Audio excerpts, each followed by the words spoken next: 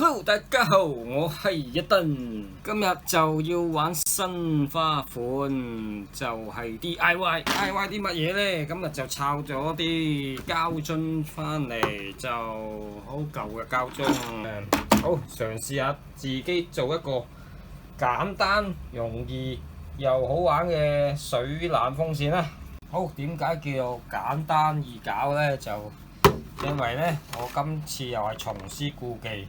又係用芭蕉扇，咁就可以設計到一個 DIY 嘅水冷風扇啦，叫做冷風機啦。佢哋就迷你冷風機喺個腦度諗緊出嚟嘅啫，都未知道係點整好嘅。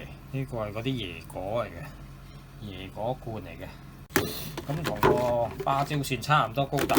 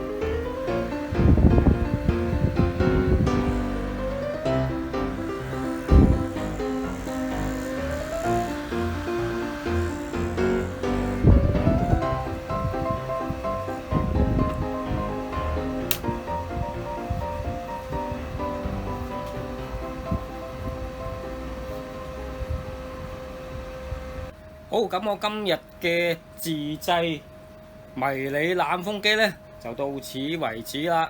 咁如果喜歡我呢條視頻嘅話呢，就請記得點讚、訂閱同分享啦喎。咁我哋下次再有新嘢玩，就下次見啦。好，拜拜。